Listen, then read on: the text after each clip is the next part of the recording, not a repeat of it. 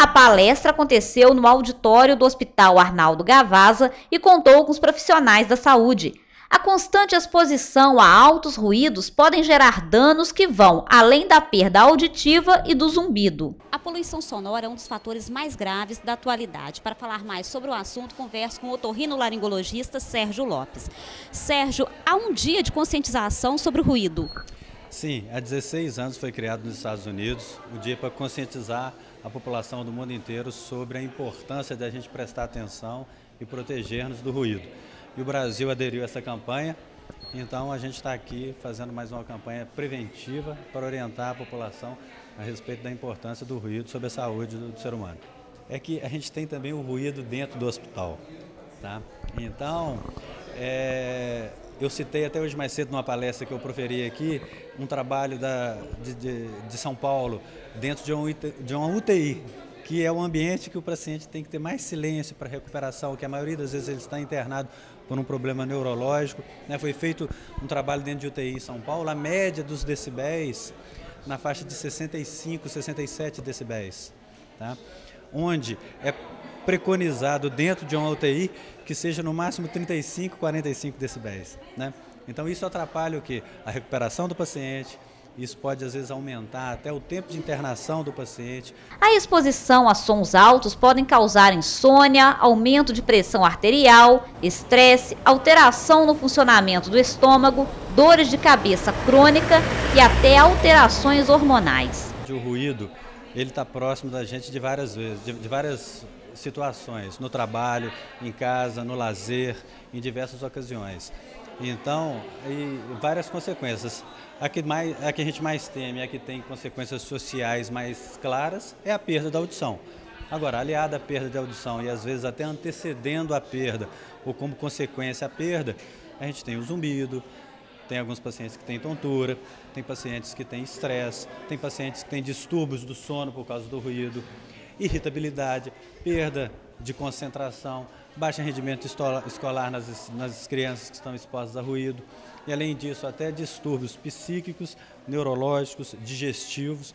Então, na verdade, a gente sofre muitas influências do ruído. E a partir de quantos decibéis nosso organismo começa a sofrer impactos com o ruído? Olha, uma conversa considerada agradável, um ambiente agradável que não vai trazer transtornos para a gente, é na intensidade aproximada de 50 decibéis.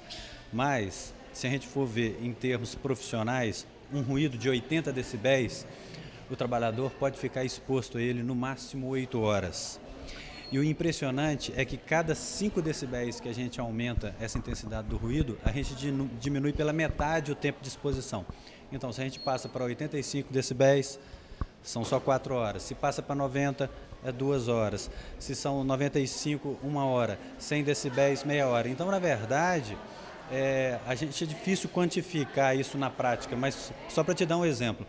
Um show de rock, se a gente fica próximo à caixa de som, normalmente são emitidos cerca de 110, 120 decibéis, dependendo do show. E é uma coisa interessante que às vezes as pessoas notam, quando você sai de um lugar desses com muito barulho, às vezes você vai dormir, você percebe um ruído, que é o zumbido. Aí você dormiu e acorda no dia seguinte sem aquele barulho.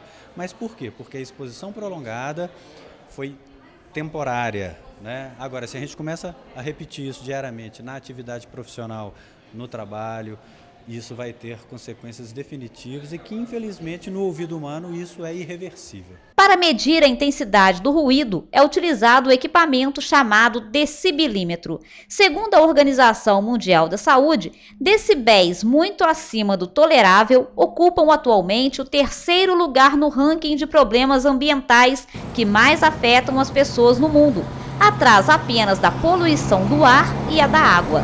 Hoje em dia, com as novas tecnologias, fica difícil ficar longe do ruído. Quais as formas de prevenção? Na verdade, os avanços tecnológicos eles trazem aparelhos muito eficientes, mas também aparelhos com a potência cada vez maior, né? Um simples aparelho hoje, telefone celular, um iPhone, ele chega a emitir 100 decibéis. Então, e hoje a juventude, principalmente, o que está na moda é andar para todo lado com um fonezinho de ouvido. E o que é impressionante, às vezes você cruza na calçada e você ouve o barulho que está naquele aparelho. Então, há um nível de intensidade sonora muito grande. Então, o ruído, que ele é tão presente dentro dos hospitais, também fora, no nosso momento de lazer, também ele é uma doença ocupacional e é a doença ocupacional de maior risco do trabalho. O ruído, ele atrapalha a dicção, a fala? Olha, o ruído está totalmente relacionado com a comunicação humana. Então, a pessoa só comunica porque ela ouve. Então, o que acontece? Com a perda da audição, que ela pode ser por várias causas, dentre elas o ruído vai fazendo o quê? A pessoa vai ficando com problemas, audição, às vezes lento, às vezes súbito, e a fala vai ficando consequentemente prejudicada também.